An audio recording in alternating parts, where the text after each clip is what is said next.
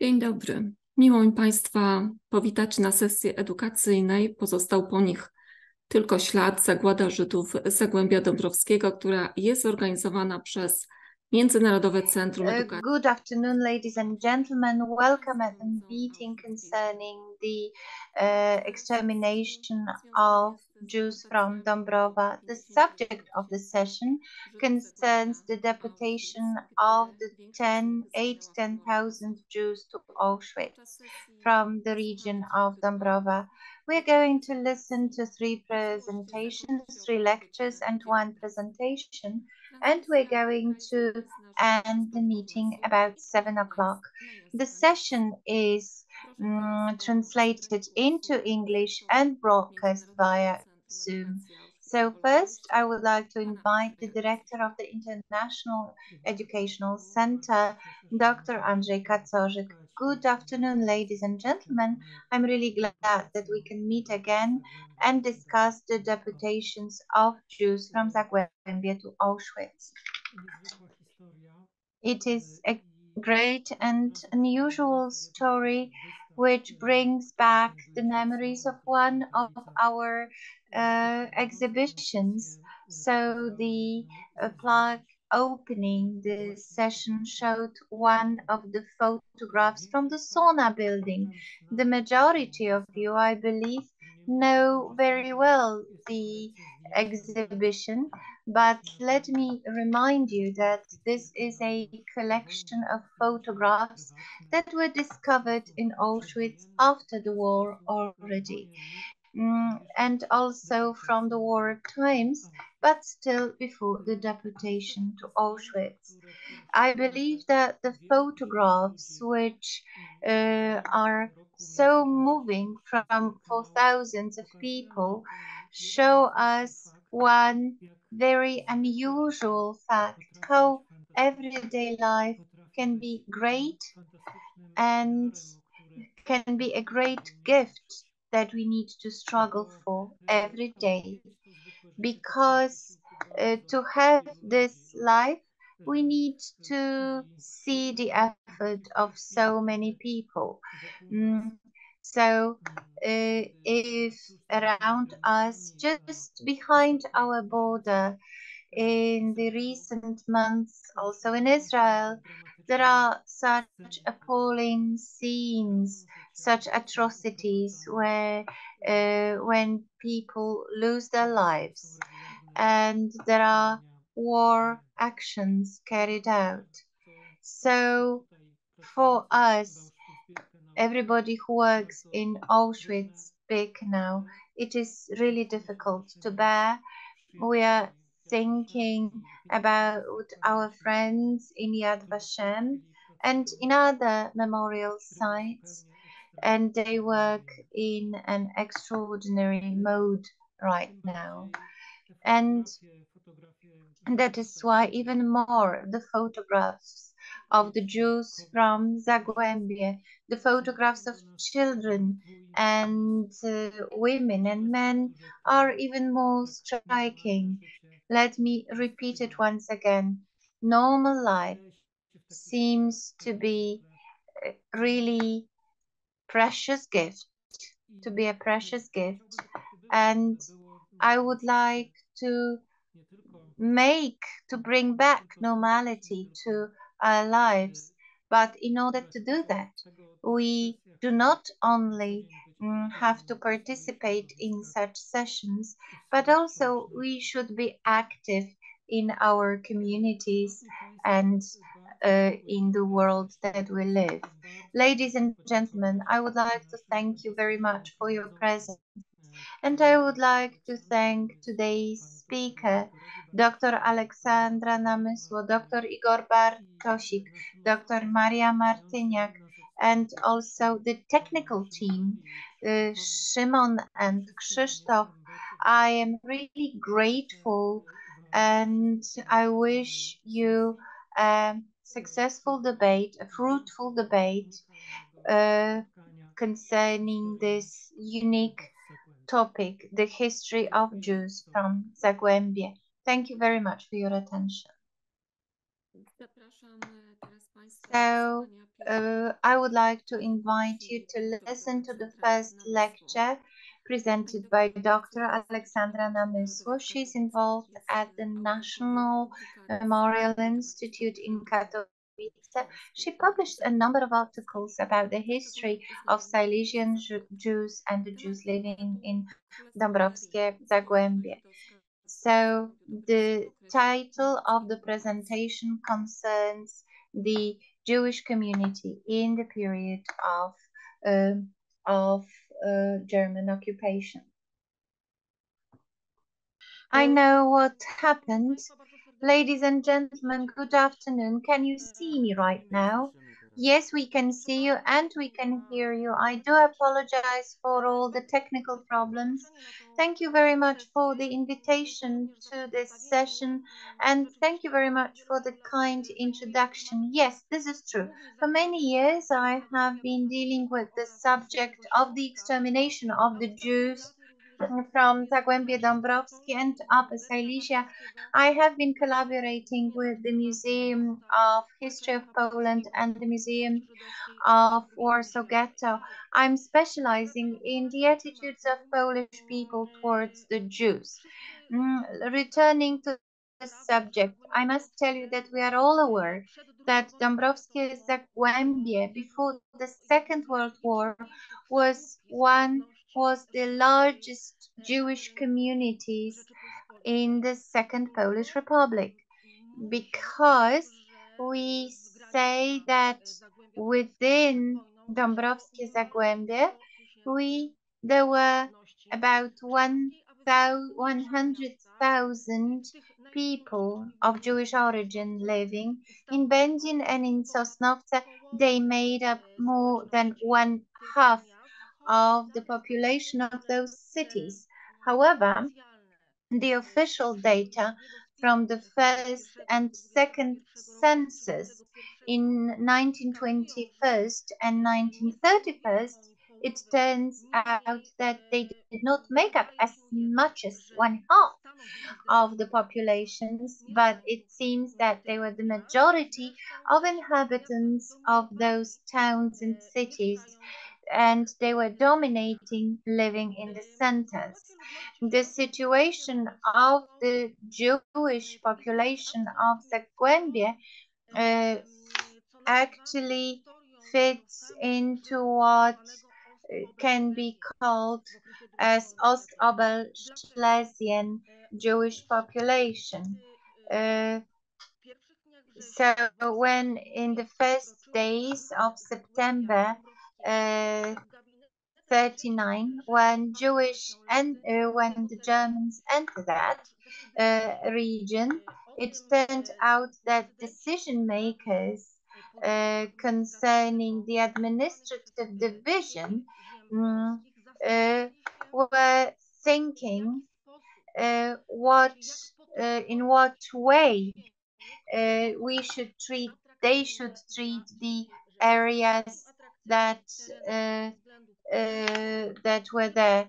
And this mining district, called Zagłębie in Polish, Dąbrowskie Mining District, was really important, although the authorities of the Third Reich were aware that the inclusion of the mining district into the Third Reich meant a significant nationality problem, because it meant that the number of the Jews was really high in the population, but they also believed that the industrial power of the territory was strong. That is why in October 1939, the area of Dąbrowskie Mining District of Zagłębie was incorporated into the Upper Silesia region, which before the war belonged to, I'm showing the map to you, so it belonged to the Third Reich. I'm just trying to show the map to you. So also the areas before the Second World War were in Polish, in the area of Poland as Silesian Voivodeship. So formally it was at the beginning of October, but we can talk about the connection of Upper Silesia and Zagłębie Dąbrowskie mining district, plus also Jaworzno and Chrzanów regions, which were in the western part of the former Krakowian region. So this is the creation of a very diversified structure area, which is diversified nationality-wise, mentality-wise, and culture-wise, because it meant the connection of the areas which did not have anything in common with each other. So it tells us about various different communities, not Jewish society as such, but Jewish communities. What you can see in yellow, that is the area that belonged before the war to the Third Reich. So it is the Opole Regency, and these areas were very scarcely populated by Jews. They made up 1% of the inhabitants of those territories, but this was a very specific group of Jews which referred to themselves as Germans of Jewish religion, or Germans of the Abraham and Moses religion. So they also identified themselves as Germans. But what you can see in red, it is the pre-war Silesian district, which is also strongly diversified into the area of Cieszyn, which is highly industrialized, and the Jews did not make up a large group in the cities of the pre-war Silesian district. As much as, let's say, by mid-1920s, they were still strongly connected with the German culture, similarly as other members of the religions, the people who were living in the Upper Silesia, they identified themselves with the Germans. So in the second part of the 1920s, with the strong Polonization of these areas, so also the Jews from the central and eastern Poland and Dąbrowskie mining district, the Dąbrowskie Zagłębie, also kept arriving there. This was a very attractive area because they gave employment, which means that it also gave those people who arrived, it gave a source of living.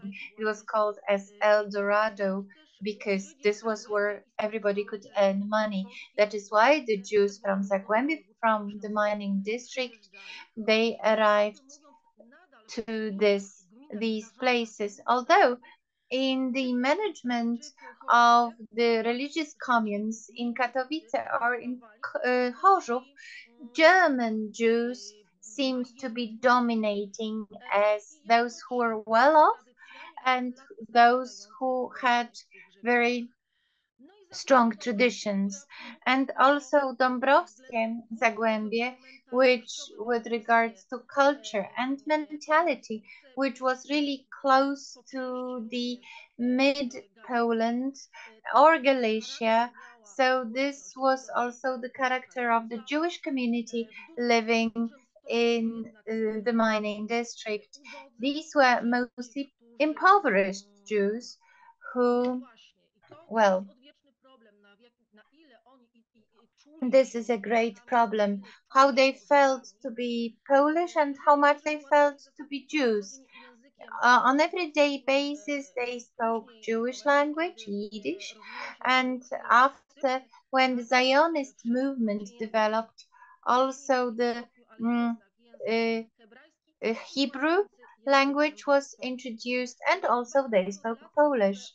There are many accounts which talk about lack of understanding between those two communities, the community of Silesian Jews and Jews from Zagłębie mining district. So there is an important account. She was a wife of an engineer who was a Jew who came from Krakow, Katowice, so from Galicia to Upper Silesia, and she was really surprised that women who came from the old German Jewish families who did not want to collaborate in Jewish organization with women who came from Dąbrowskie mining district. So she wanted to recreate this Jewish life in Katowice. So she created a meeting between Jewish women from Katowice and immigration Jewish women, those who came with an influx of people. And she was really surprised or even appalled by the isolation of those women from one another, because the German Jews said that they would not like to be in touch with the incoming Jews who lack any education, who lack any manners, whose culture and knowledge and intellect is really far from that of German Jews. Another example that comes to my mind, let me quote to you, it is from the period of the Second World War. So this is the creation that we have formally. It is called Katowice region, but in German documents we find some informal statements because I haven't found any documents that could confirm or that could tell us that informally the Germans had Ostoberschlesien. So for them, it was the Silesian uh, uh, pre-war Silesian region, and also Zagłębie, that is Dąbrowa and Jaworzno mining region. How does this story begin? In September 39, the German Einsatzgruppen enter, so they now make the first pogrom of Jewish population. We can see it in Sosnowiec and in Będzin. They burn the synagogues, and on the 10th of September 39, they also burn one in Sosnowiec and in Upper Silesia as well.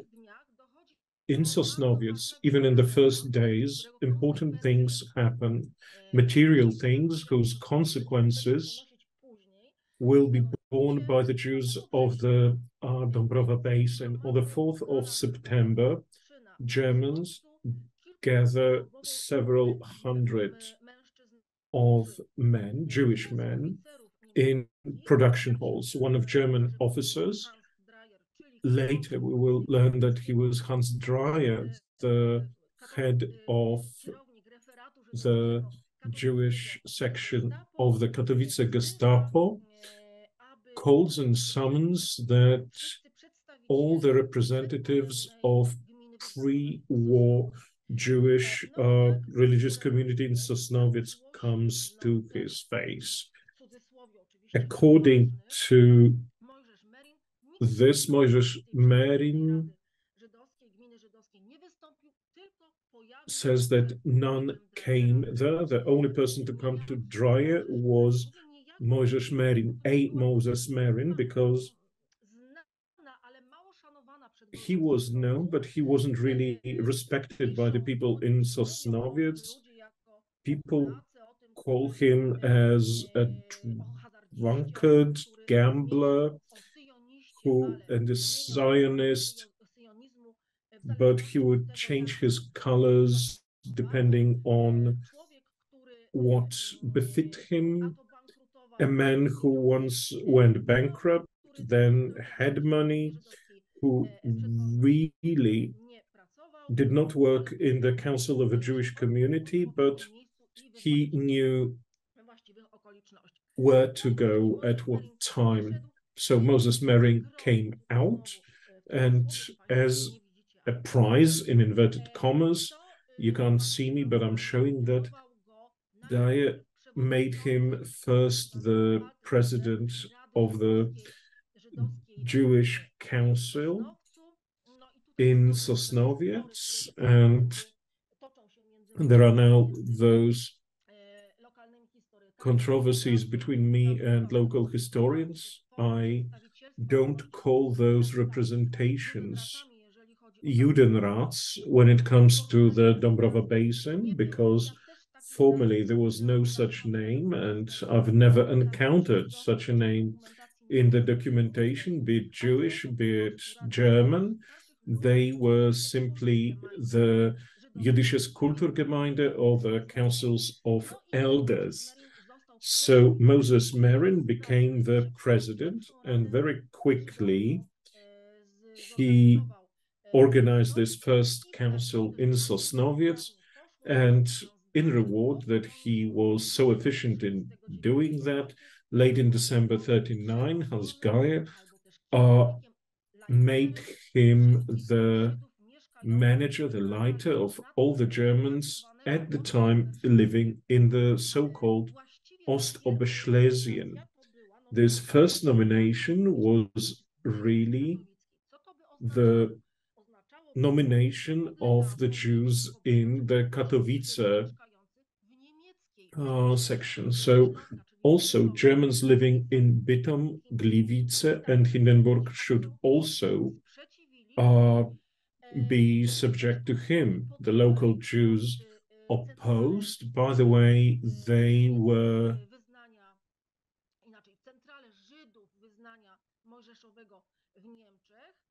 part of the central office in Berlin, and they became independent of Merin. However, also Jews who lived in pre-war Upper Silesia were part of that group. And again, here was a dispute because the Katowice Jews, and that's by the way of what I told you about this absolute antagonism between the Jews of Upper Silesia and the Basin. The Katowice Jews said that no Jew from Sosnowiec would be on top of them. What did Moses Merin do? He informed Gestapo about it. Gestapo arrived in Katowice and pacified the local Jewish council, and in this way also the Jews living in this Polish Upper Silesia had to be subjected to Merin. I'm showing to you the burning synagogue in Będzin. That's September 39.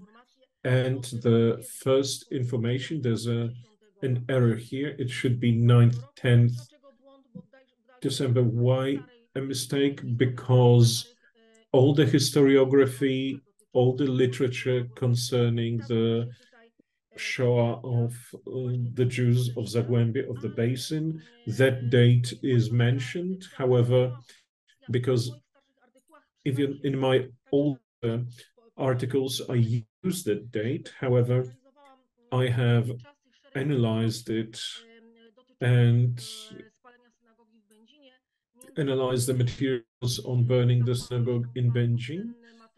There are very precious materials from the fire brigade, and also the reports on the attempts at extinguishing it, where information was presented that the arson happened precisely on that night. The politics basically claim about the position of the Jewish people during the Shoah, that it was different, exceptional. Teaching young people about the Holocaust, we have a vision of the Warsaw Ghetto. That's our perspective. And yet there were also other areas like our Dąbrowskie Basin, where this process was held in somewhat different conditions. It was in no way better, don't misunderstand me, but just the conditions, the circumstances were different. The final purpose was identical, as in the Warsaw Ghetto and as in general government. The purpose was to exterminate the Jewish community. However, the first stages from September to mid-41 followed the same path as in the case of the general government. We first had stigmatization, exclusion, concentration. Exclusion meant elimination of Jews from economic life. I don't want to go into detail, but you certainly know that they may have a different tinge locally, but you know it from general government, elimination from the economic life, stripping Jews of their assets, of their property, then taking it over by different proxies, setting up a special office that took over and accumulated that property, becoming rich at that. That process was very similar. I'm going to make a reference to it now because this too was quite specific and it made this part of the world stand apart. So stigmatization through introduction of the white armbands with blue Star of David on the left arm, then replacing it in 41 by a yellow patch with the Star of David on the left part of the chest. That was inclusion of this area there, and this was inclusion of them in this group, so they now shared the fate of West European Jews. In 1941, they were assigned names Israel and Sarah, and in 41, they also had special Ausweises, so special ID cards for that community. Then came isolation, limiting the liberties, first very systematically and gradually. It took months in Zagłębie, that is the basin. Originally, the ban on using the tram cars in our Dąbrowskie Basin, first dividing those into two zones for the Aryan population and for the Jewish population.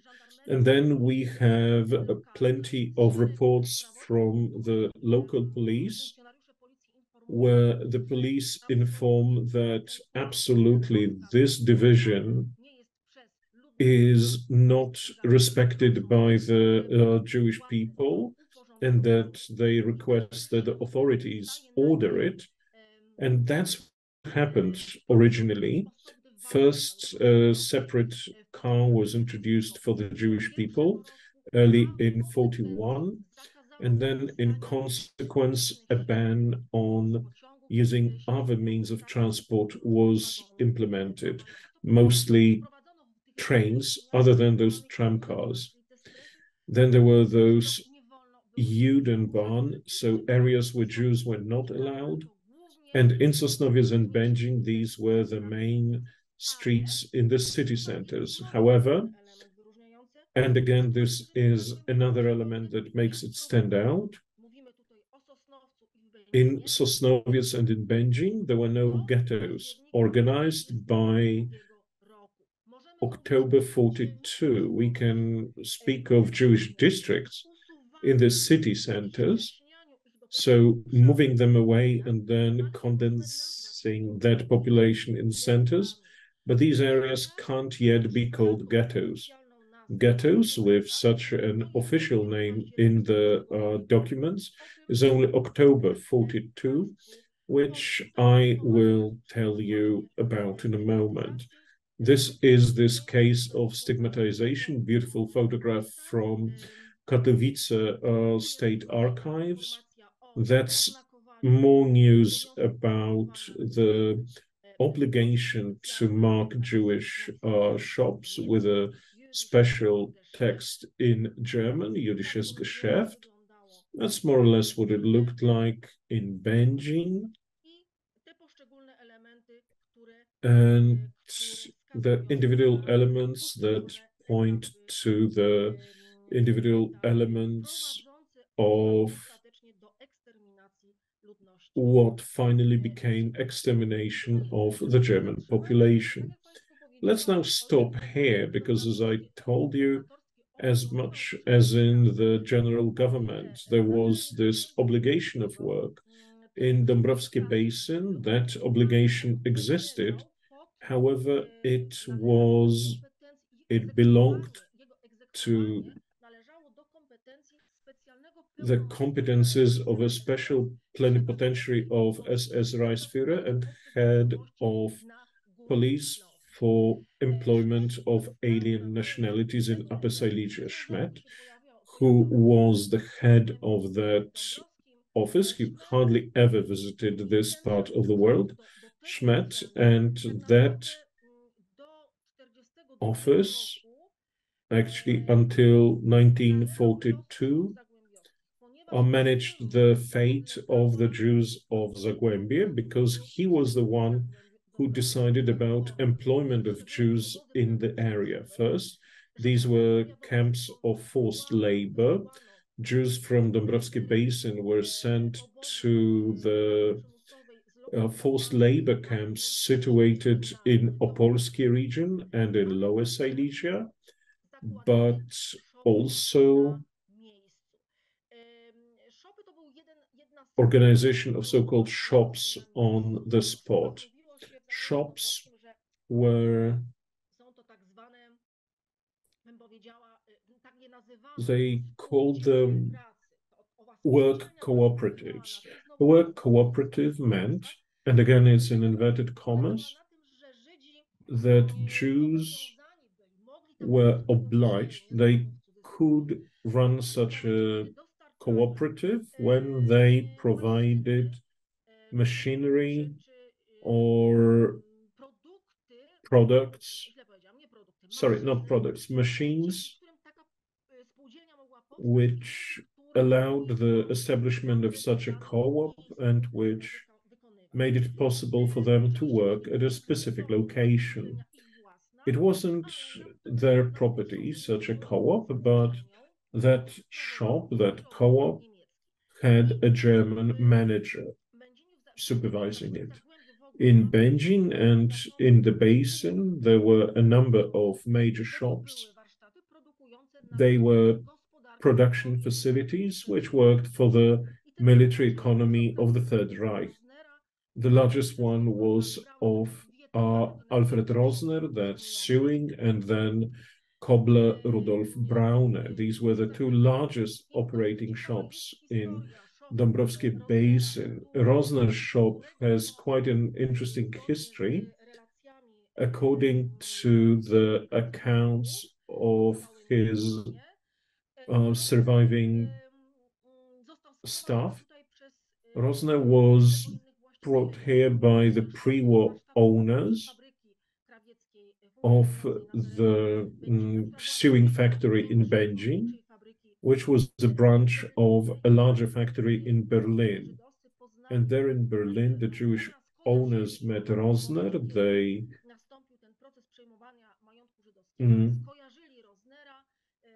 They realized who he was. They knew that he was anti-Nazi somewhere deep down, that he was very friendly for Jews, and they got that Rosner to Benjin, exchanging letters with him, so that he took over that factory. Rosner, who received the Righteous Among Nations medal, received both positive and negative opinions. He was a controversial figure. because many people said how Alfred Rosner, who, by the way, spoke Yiddish,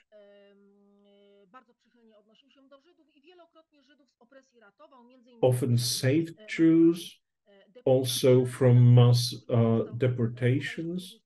And then he himself was sentenced in December 44 to death, as in his flat, after this shop was taken over by Germans, in his Berlin flat, they allegedly found thousands of gold watches, and that was a proof that he saved Jews for gold watches. And then Rosner was arrested and killed.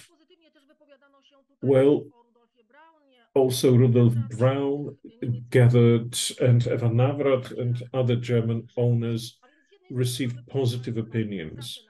So on the one hand, there are people working there on the spot, and two, young people go to the forced labor camps. There's this problem that I frequently described, the creation of that office as a consequence had lack of something that was present in Krakow, wasn't even Łódź ghetto. That is unemployment. There was nothing like that here. People were employed, they received minimum wages, minimum, but still. Holocaust survivors, by the way, believe that that work in the shops meant that there was no hunger in the basin. That means there was no epidemics. And that was another factor that made the situation in Zagłębie Dąbrowskie what it was. If you open Ringenblum's Chronicle, end of 1940 or early 1941, he very often refers to Dąbrowskie Basin and writes how very well Jews fared in that area, that they didn't go hungry, they didn't have unemployment, that they lived in excess and didn't have the problems they had in Warsaw. So this is a document that confirms this fact. So he also attributed to himself also the merits of Moses Merin. So I would like to speed up a little bit because I'm running short of time. So on the left-hand side, you see Moses Merin and also the woman who collaborated with him, Fanny Czarna, a woman who is the most influential women in the structures of the Jewish representations during the Second World War. So the Jews were afraid of her more than of Moses Merin. So he became the leader or the king, the savior of the Jewish nation. So this was his nickname, Moses Merin, in the Warsaw Ghetto, because he initially was presented to Katowice region and then partially to Opolskie region, but it's far too complex. I wouldn't like to get into detail. So it is the issue of the of Zawiercie and other cities. Anyway, Merin created something that is called another element that distinguishes it, the central of the Jewish senior councils of Upper Dąbrowa Basin. So we can see the vertical and the horizontal division. So there were 35 communes, Kultusgemeinde, as we can call it, in the territory of Ost-Oberschlesien, So this is the authentic document that is created by the Central of Jewish Senior Councils, because he really liked the presentations of such kind, and he frequently brought such tables with displayed structures. He displayed them and submitted to Gestapo. So you can see Leiter Merin and also the Fana Czarna, who occupied the post of a deputy, and also her obligations comprised the contacts with the Jewish authorities. She was fluent in German, working as a secretary in one of the schools, one of the Jewish schools, and it was her who was by education a German teacher, and she and other members of this group, Liberman or Klimek, made up this leadership, this group. But this central office was constructed out of a number of sections: the section of labor, the section of enforced labor, the section of other tasks that were performed for the special plenipotentiary of Reichsführer in the SS, and on the other hand, the legal division that was involved in the employment of people through the central office uh, for the work for the Jewish communities. So we have really strongly and well operating in comparison with other divisions. So also in comparison with other independent institutions, we have a division of social care, and certainly there was a special budgetary division, health division, also working very well, and these divisions were those that Moses Merin was proud of. And here in this structure you see all the places that were subjected to Moses Merin, and Moses Merin himself, he decided for a special concept for complete collaboration with German authorities. So he is completely subjected, no, no opposition, because this could guarantee the local community the survival. The method for survival was work, labor in shops, and also sending one people to uh, to this area. And also people might have various opinions about Merin. Some of them tried to justify him, whereas others were of a negative opinion. But there were also those who, like Abraham Green, who is the late leader of the Jewish community in Dąbrowa Basin. He said that if it hadn't been for Moses Merin, who came to see his parents, and he said, please send your children to labor camps, because otherwise they wouldn't survive war. And he said that it was only thanks to Merin that he managed to survive war, because without being sent to the labor camp, he wouldn't survive the war. So there were very diverse opinions concerning Merin, which is even more important that the first period of employment in enforced labor camps was possible to be survived.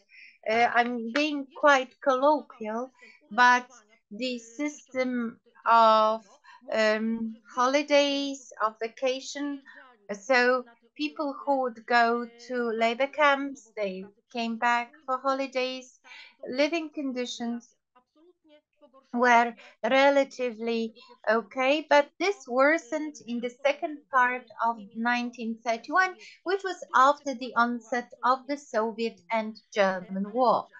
Yes, so we know what attitude Moses Merin had in comparison to Germans, but what plans they had for the Jews of Zagłębie. Undoubtedly, Zagłębie in the areas included into the Third Reich. So the plan was to evict the Jews. So either the elements that could be Germanized or Germans only could stay, whereas the Jews were supposed to leave the areas, to leave the area of Oberschlesien. And the first plan was to deport the Jews from the area to the reservation for Jewish people in Minsk at Sun River. The first transport and also from Sosnowiec was the end of October 1931. The Jews all together, because as far as I remember, there were 3 transportations. So the Jews in a number of a few thousands were transported to Nisko at Sun, but because the plan of making a reservation for logistic reasons, because these were very wet lands and it was not possible to construct barracks, this plan was lost, and those who were sent in October 1931 under fear of being shot down, they were evicted to the Soviet side, and a number of Jews who found themselves on the Soviet part survived war and occupation because they came from the pre-war Silesian region. Another plan was to sustain evictions. So obviously the place of destination was the General Governorate, but this was delayed because of the attitude of Hans Frank, who was the general governor, who wanted no more Jews in his own territory. So this is Oberschlesien. So it was decided to evict everybody, bringing them closer to the border with General Governorate. So this is March 1941. These are pure areas of the pre-war Upper Silesia, Rybnik, Katowice, these areas which were really in June 1941. The Jews were evicted, deported towards the east from Będzin, Zawiercie, and in March 1941, according to the statistics created by the senior councils, there were about 63 Jews, as little, as few as these. The rest, a few thousand, about 4,000, were transported to Zagłębie, that is Dąbrowa Basin. Dąbrowa Basin. So these are the figures that you might see illustrating the population of specific powiats, specific areas. The largest population is still Będzin and Sosnowiec. And now, speaking about the evictions, apologies, it is my dog coming back from a walk. So the issue concerning the evictions was lost in March 41 because the Jews were not transported from this area. So the German asked themselves a question: what about the planned evictions, the planned deportations of the Jews? So the special plenipotentiary for employing foreign nationalities was created with a plan to use the local labor force into the maximum and to employ them in the same place. In such a situation, in such a slight sense of security, the Jews lived there till the second half of 1942.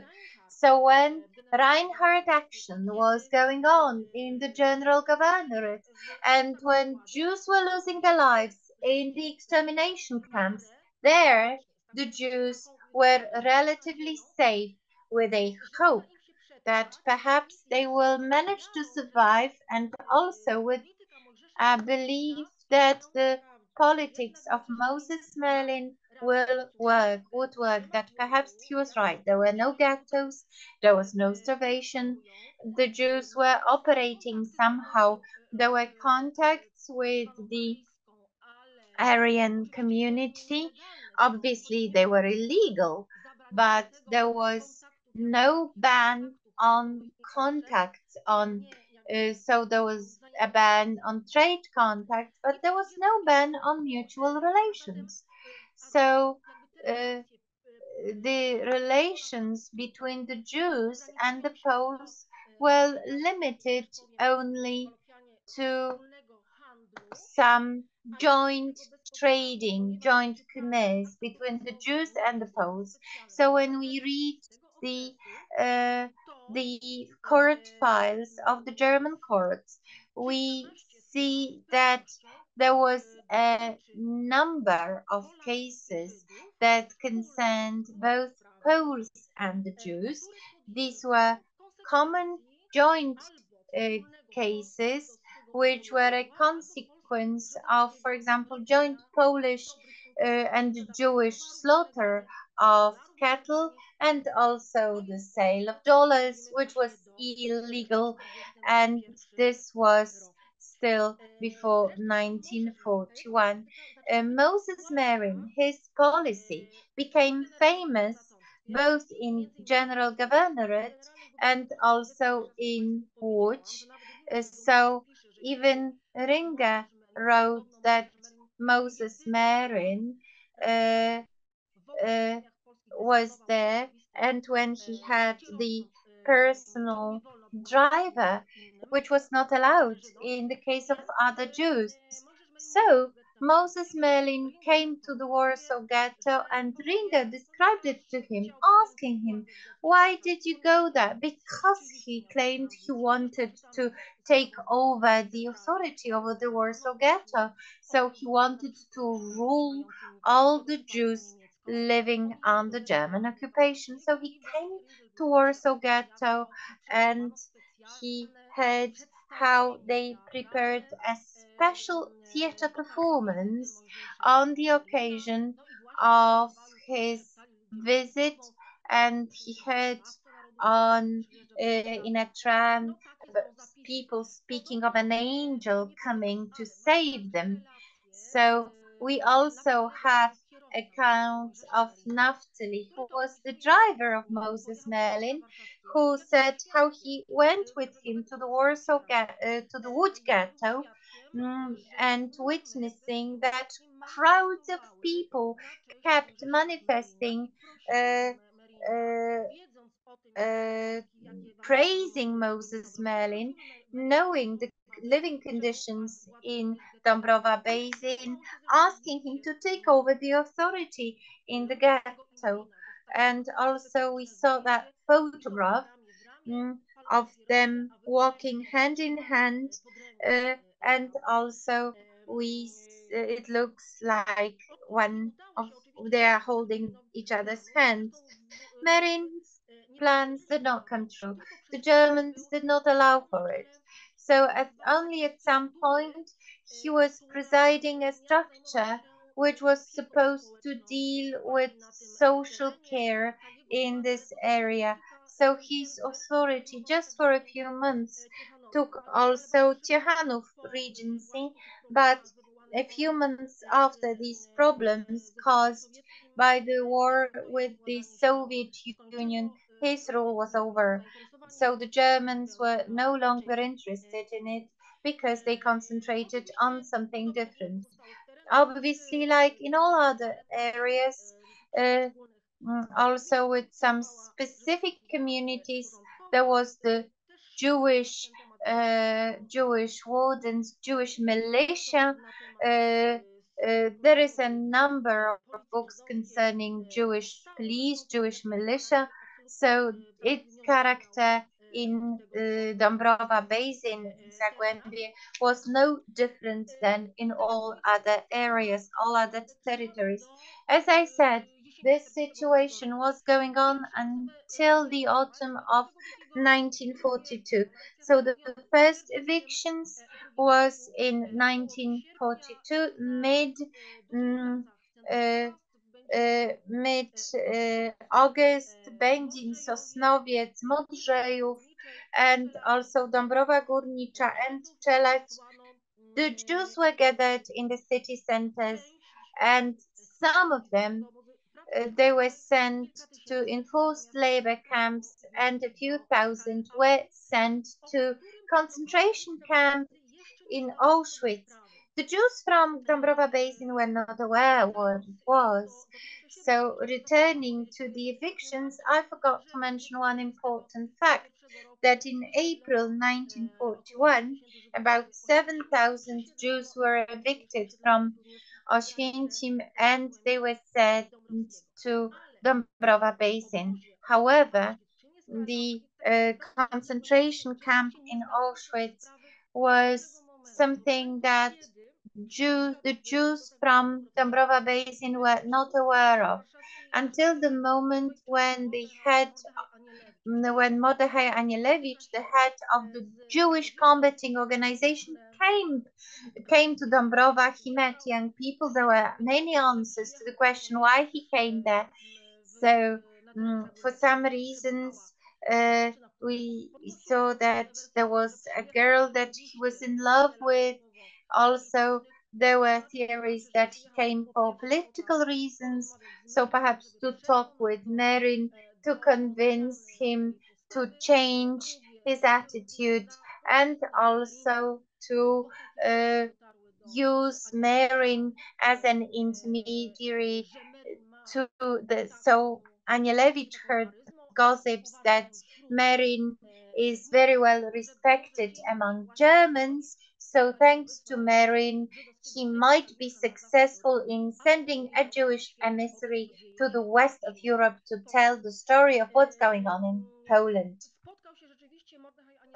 Mordechai Anielewicz indeed met the young people of the basin, that is Zagłębie, and was really dissatisfied with their attitude. The Zionist youth organizations, fairly strong here. These are the names. Here, young people reactivated their operation, but in the first 2 years, they mostly went for self-education, getting ready to live in the new homeland. Those visions and concepts of youth organizations didn't change before the war. Well, they, of course, realized that that policy of Moses Merin was not fully satisfactory for the young people, because it meant that some young people would go to forced labor camps. Young people wanted to talk to them, and one of the young men who were present at the liquidation of the ghettos, and he was for a moment in Krzepice, the president of the Krzepice commune, but when the first resettlement occurred in May 42, he gave up the post he had. Young people also operated on a farm. The municipality managed to acquire 10 acres of unused land. Local youth called it the farm, and it was to be, according to those young people, something that was to prepare them to work on a farm in their future homeland, but in fact it was the place of meetings, later clandestine meetings of Jewish youth. That's where Mordechai Anielewicz arrived, and he made them aware. He arrives in the basin. Prior to that, there were other emissaries from the Warsaw Ghetto, but he, enjoying plenty of respect, was the one who said what was happening in general government, about death camps, about Treblinka, and how Jews are treated in general government. And he warned the local youth against the politics of Marin, and he started explaining to them that Zagłębie will also be the scene of what had been seen elsewhere, and suggests that they get ready to it. In consequence of his visit, there are among the local youth ferments spreading, and the process of discussing what really has to be done, whether to start the fight when liquidation is insisted on, how to protect from Germans at a moment of danger. And then the young decide to follow two tracks. First, that's self-preservation, seeking for paths of salvation from the Shoah by either obtaining the so-called Aryan documents, papers, and going to work, using those to work to Germany and surviving in this way, or escaping to Slovakia, to Hungary, that at the time was not yet affected by the Shoah, and in consequence to Palestine. Some young people get ready for that. This group also includes those who opt for South American passports, what much has recently been discussed, the Ładoś papers, for example, that's obtaining passports of countries that did not fight against Germans, and then going to internment camps in the hope of being transported to the target countries whose passports they held. And that was one of the ways of being saved. Another was fight. Getting ready for fight. Quite a lot of groups of young people started in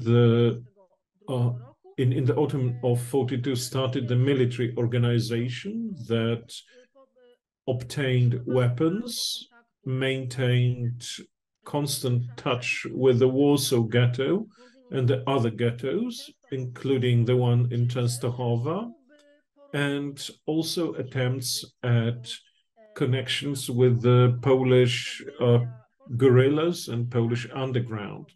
As in that area, there were hardly any, because that industrial area did not favor this. Local Jews decided to establish contacts with Polish guerrilla fighters, the Polish underground, operating around Wolbrom, and that's where they made certain attempts through the local president of the Jewish community. They made attempts at establishing contacts with the Polish guerrilla fighters, and include into that fight also a certain group of young people.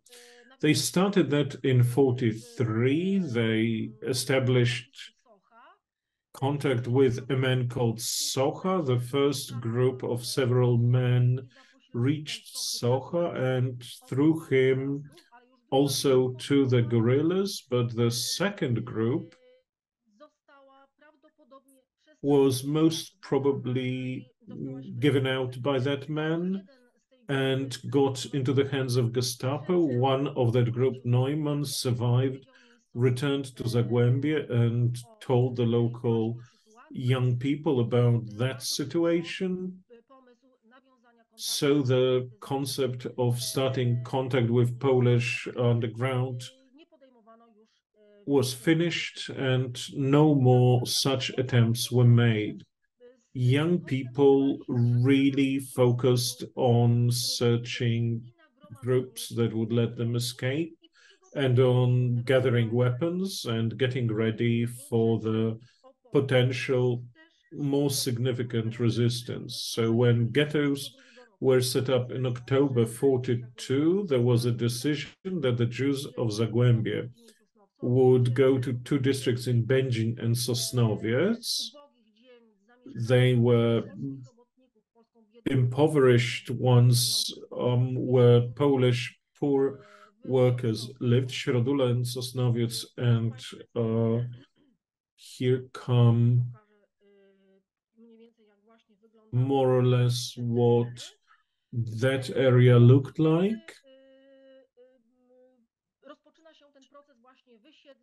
This is when the process of resettlement and transfer to those two areas started.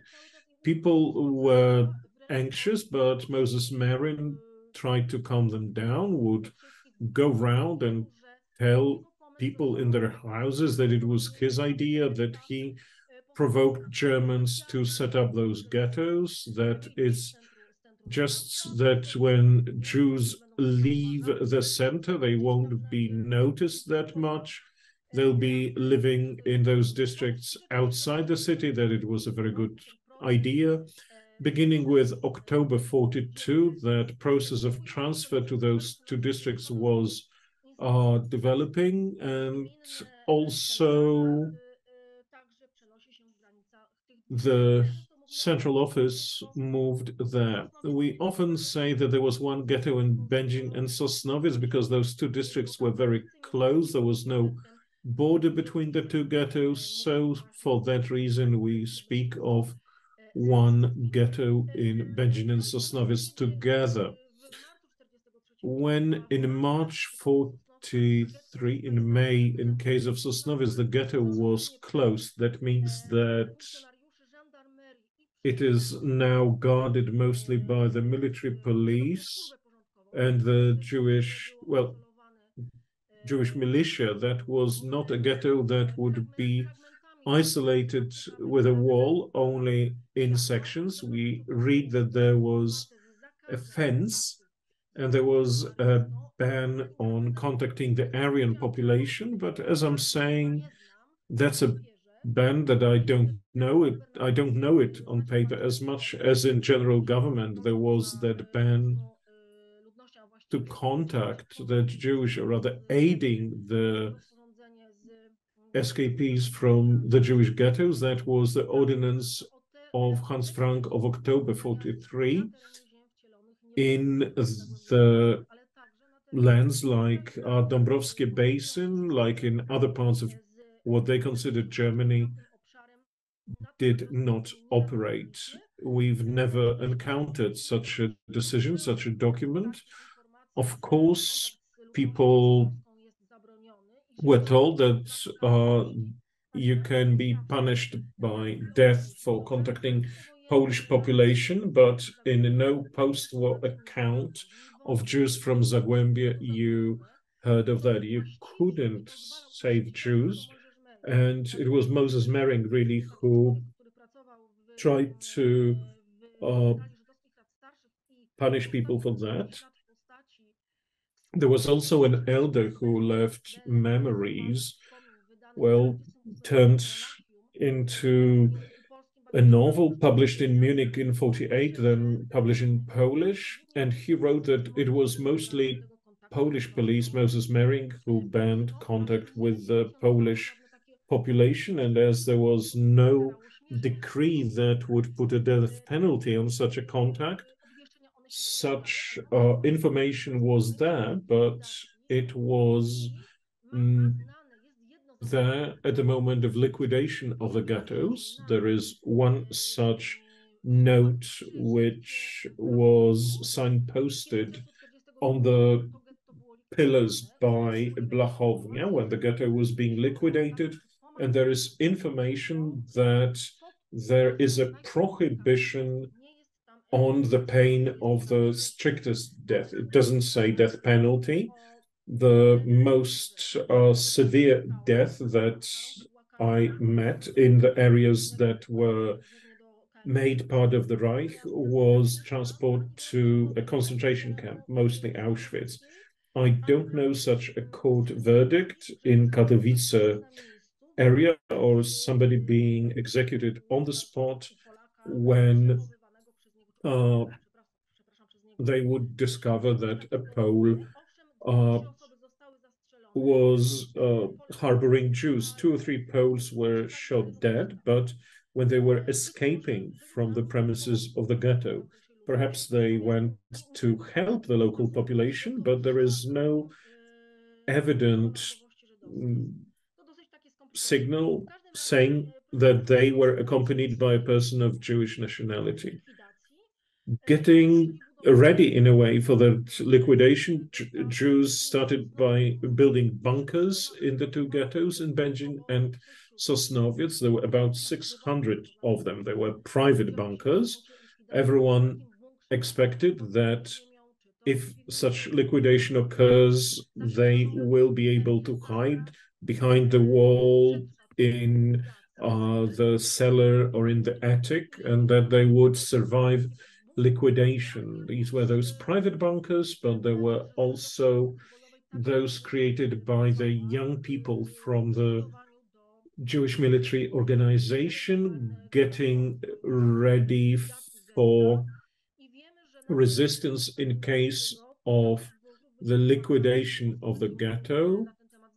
Adam, I believe, will say something more about it, but from the accounts that I've heard of, in Będzin ghetto and on the border, there were 6 such bunkers prepared by the young people. They were burnt in the first days of extermination of the ghetto. They were quickly discovered by Germans, and these people were detained by Germans and sent to KL Auschwitz, but the 3 most important ones remained. Doctor, I'm very sorry. I'm finishing absolutely. This is nearing the end. This is how they were getting to it. The ghetto was liquidated in June 43. Several months earlier, probably they sent to KL Auschwitz Moses Mering and other people. Moses Mering died there.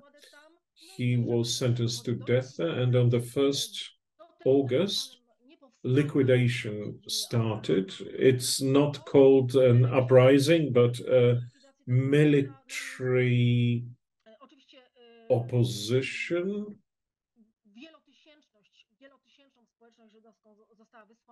Many thousands of Jews were sent to KL Auschwitz.